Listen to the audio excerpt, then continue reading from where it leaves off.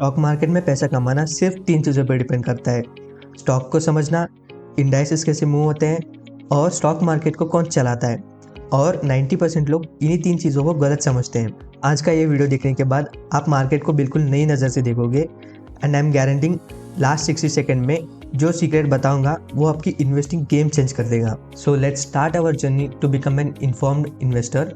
हाय everyone, मैं हूँ Omkar and I am certified research analyst and a CFA student और welcome है आपका हमारे पहले brand new series stock market from beginners to advance में। इस सीरीज में हम जीरो से स्टार्ट करके advance investing and trading, chart patterns, advance strategies, fundamental and technical analysis and portfolio building तक सब कुछ कवर करने वाले हैं step by step practical way में।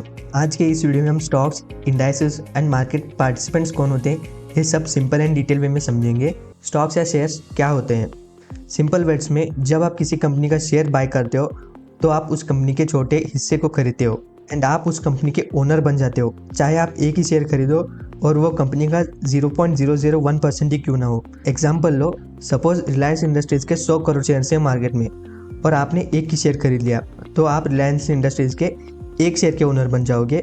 और रिलायंस इंडस्ट्रीज जब प्रॉफिट करेगा तो आपको डिविडेंड देगा और जब कंपनी प्रॉफिट करती है तो कंपनी ग्रो करती है एंड शेयर का प्राइस भी बढ़ता है और आपको मिलता है कैपिटल गेन। सपोज आपने किसी कंपनी का शेयर बाय किया है 2000 में और अगले साल उस शेयर का प्राइस 2500 हो गया, तो आपको 500 का कैपिटल गेन मिला। बट डिविडेंड देना कंपनीज के मैनेजमेंट का डिसीजन होता है एंड डिविडेंड बहुत इंपॉर्टेंट फैक्टर होता है किसी भी कंपनी का शेयर बाय करने के लिए। तो आने वाली वीडियोज़ में हम डिविडेंड पे भी डिटेल में डिस्कशन करेंगे। तो स्टॉक रिप्रेजेंट करता है ownership plus right to share in profit and trust me, जब आप ये लॉजिक समझ जाते हो तो आप कभी भी रैंडम स्टॉक पिक नहीं करोगे। तो अगर कंपनी ग्रो करे तो प्राइस बढ़ेगा और आपको मिलेगा कैपिटल गेन, अगर प्रॉफिट बनाए तो डिविडेंड मिलेगा इफ़ मैनेजमेंट वांट्स टू। तो जितने शेयर्स उतनी ओनरशिप, और इसी ओनरशिप का ट्रेड होता है स्टॉक एक्सचेंजेस पर जैसे NSE and BSE। Wait till the end and I will tell you who actually controls stock prices the most. Next अब बात करते हैं स्टॉक इंडाइसेस की। इंडाइसेस होते हैं मार्केट के इंडेक्स। इंडाइसेस मार्केट की हेल्थ बताते हैं। जैसे हमने पिछले वीडियो में डिस्कशन किया था कि स्टॉक एक्सचेंज पर स्टॉक लिस्ट होते हैं, तो अगर अभी तक आपने उस वीडियो को नहीं देखा तो आप पहले उस वीडियो को देख लीजिए, उससे आपको क्लियर हो जाएगा कि स्टॉक एक्सचेंज होते क्या और कैसे काम करते हैं। तो BSE यानी बॉम्बे स्टॉक एक्सचेंज पे अराउंड 5000 स्टॉक लिस्ट हैं and second is NSE national stock exchange जिसपे अराउंड 2500 कंपनीज लिस्ट हैं। और इंडिया पे मेनली 2 इंडेक्स हैं, जिसमें पहला है सेंसेक्स जिसमें टॉप 30 कंपनीज है BSE की एंड नेक्स्ट इज निफ्टी 50 जिसमें टॉप 50 कंपनीज है NSE की। इन दोनों में इंडिया की सबसे बड़ी और स्टेबल कंपनीज होती है जैसे Reliance, TCS, HDFC bank, Infosys, ITC etcetera. अगर इंडेक्स बढ़ रहे हैं इसका मतलब ओवरऑल मार्केट का मूड पॉजिटिव है and most of the stocks भी बढ़ रहे हैं। अगर इंडेक्स गिर रहा है तो इन्वेस्टर पैनिक मोड में and most of the stocks भी गिर रहे हैं। और इंडेक्स और भी डिफरेंट टाइप्स के होते हैं जैसे कि कैपिटल बेस्ड, जैसे निफ्टी स्मॉल कैप जो कि स्मॉल कैपिटल वाले स्टॉक्स का इंडेक्स है। नेक्स्ट निफ्टी मिड कैप जिसमें मीडियम कैपिटल के कंपनीज के स्टॉक्स का इंडेक्स है। नेक्स्ट सेक्टोरल बेस्ड जैसे Nifty bank, bank x, Nifty IT, Nifty auto, Nifty pharma. Nifty bank NSE का इंडेक्स है, बैंक एक्स BSE का इंडेक्स है। And next is number based जैसे Nifty 50, Nifty next 50, Nifty 200, Nifty 500। ऐसे different types के index होते हैं जो अपने अंडरलाइंग स्टॉक्स के मोमेंटम को बताते हैं।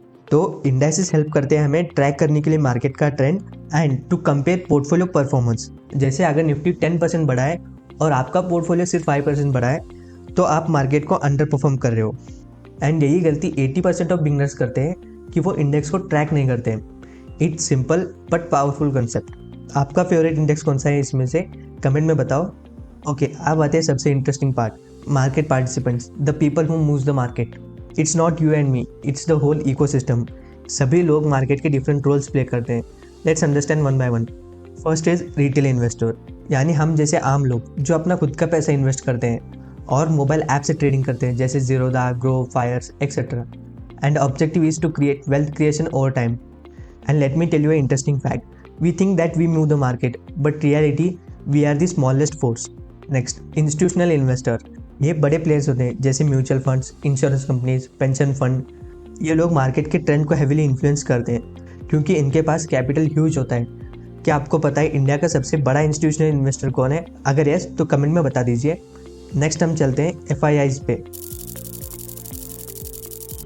FIIs foreign institutional investor the market movers, जहाँ पे ये चलते हैं स्टॉक मार्केट वैसे मूव करता है। ये फॉरेन कंट्रीज़ के बड़े इन्वेस्टर होते हैं जैसे US, UK, सिंगापुर। जब ये बाय करते हैं मार्केट ऊपर जाता है और जब ये सेल करते हैं मार्केट क्रैश करता है।